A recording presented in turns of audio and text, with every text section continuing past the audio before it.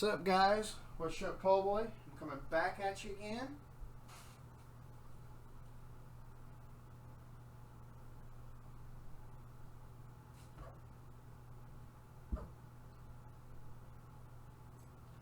Something wrong with my caliper.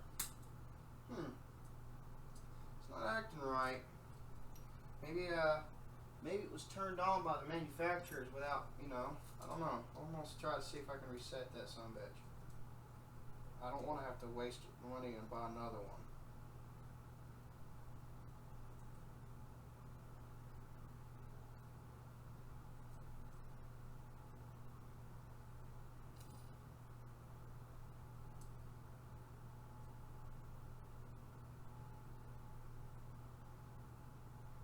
So anyway,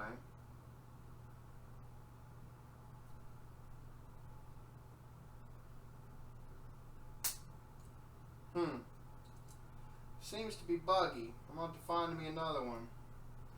I might have to find me a manual caliper because this one's the screen's all glitched out, and this is the first time I opened it in front of you guys. It's sad. Actually, it's not sad. It's pissing me off. What to do now? It's glitching the fuck out. So, it's too late to get a refund on it, which pisses me off even more. There's nothing much I can do about it, really. Take that primary cell out and I can use it for something. What? I don't know, but I'll find it. That makes me mad. That actually pisses me off. I'm going to have to find me a manual caliper. So anyway. Can't win for losing. I just can't get ahead. Anyway, that's the start of a parody of Can't Win for Losing You by Earl Thomas Conner. It's my little parody. Heavily influenced by real life, my life in general.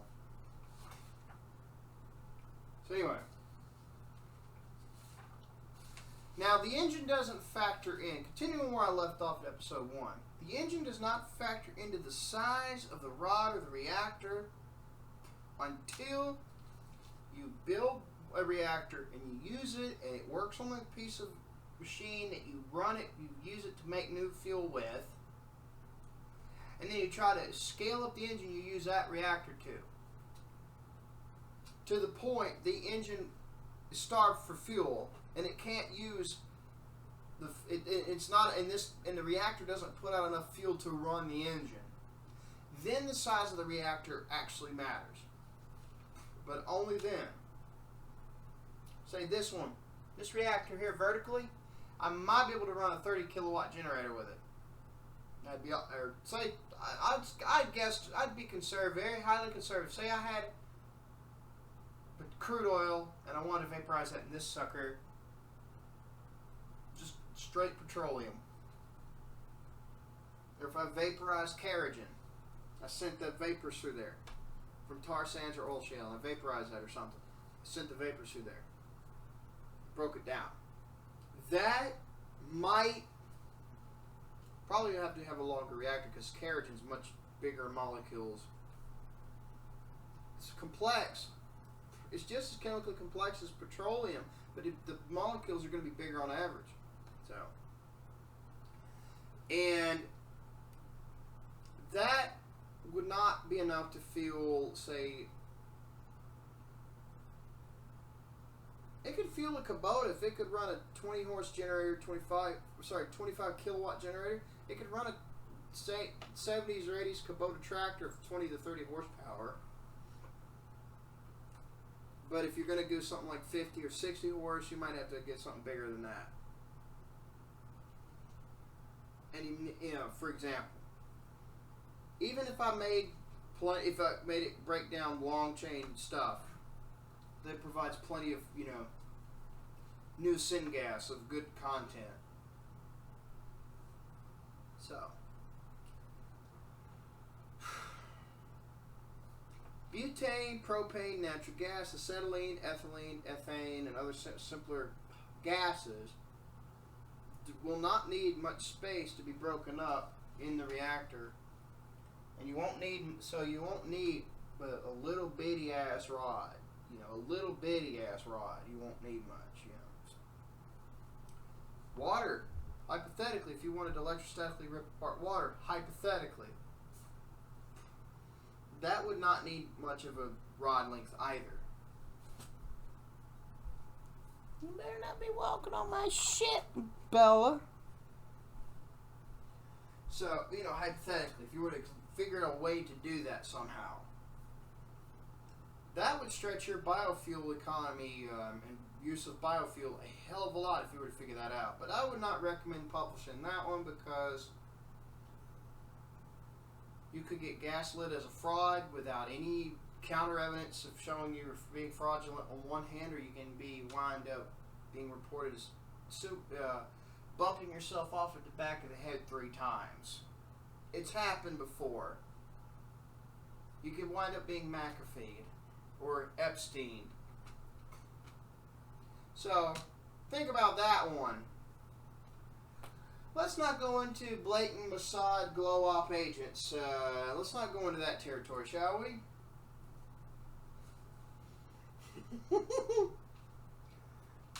Now, moving back onto this.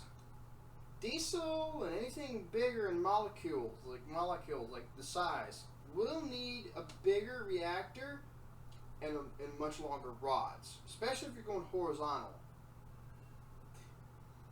Now, vertical, you may pull that off with petroleum or with diesel off with a rod this long by itself. Now, if you're trying to vaporize something smaller with it, you're going to have a shorter rod length maybe to get and it'll show up when you use a proper caliper that actually works. Unfortunately, mine's not. You know, and you get the right length, millimeters, and you cut a new rod, you get the magnetic south on that rod, ballpoint like bullet point like this, and cup this one or flatten it, and keep it flat on this magnetic north end. Smooth or flat. You know. Again, emphasize that point because you need to know this in order if you're going to try to build this sumbitch. Vertical reactor, you might get away with this one for diesel or heavy naphtha. Petroleum, maybe. Mix anything smaller with it, you could probably get away with something a little bit shorter than this. It depends on what the compass shows and how many millimeters between the compass points, you know, pointing at the spots, and how long that is, what that shows. Again, all these things factor in the final length of the new rods. You want to cut and shape and then burn in for that, only that mixture. Because longer rods, you're gonna need much more space to travel along the reactor rod between the surface of that rod and the inner wall of the middle of the reactor pipe. So you can extract more exhaust heat, pull in under vacuum to make that reaction happen, to break that shit down more. Now, you will need at least 10 to 20% or a tenth to a fifth combustible or burnable liquid, whether a fossil fuel, a fuel gas, added in via a Y splice on a separate hose coming in a Y splice, and you vaporize a liquid to mix with it together at that single, you know, when they come together, you know, or use an alcohol or something. And then the rest are a mixture to make an easier to crack mixture of vapors. And then after that, you can use whatever the hell you want. Sour tea. In my case, a possibility of failed cold brew experiment. Waste liquor. Sadly, that is a thing. Waste wine, waste beer. Sadly, those are things. Fruit juice. Old naturally yeast carbonated soda made out of grape juice you don't want to drink no more. All that kind of soda. Diet soda now for sodas. The rods are going to be different for regular sodas versus diet sodas because the chemistry is going to be different enough to affect it. Remember that. You might not think it, but you'll find out the hard way. It will be enough. One's got sugar which allows more carbon and hydrogen to be given in the final gas. Diet does not. So you think about that. I mean that. Now, to convert a vehicle engine to use this, it will take some more modifications than you need for a small engine like a generator, a lawnmower, a pressure washer, or even a small Kubota, like 30, the small Kubota tractor. A small garden tractor in general.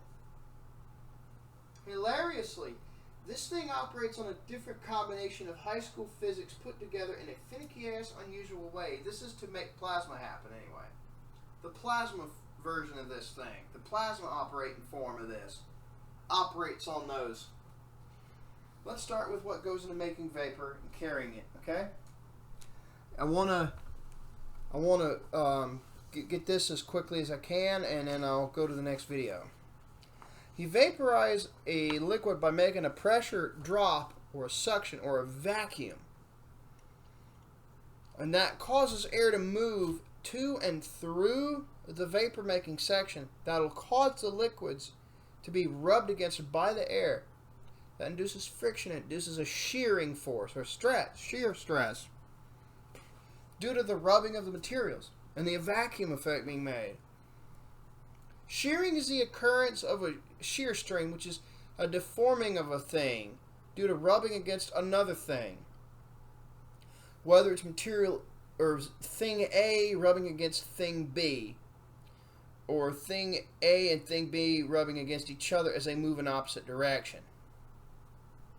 Say, whether it's like A rubbing against B like this, and B is just there, or they both move and rub against each other.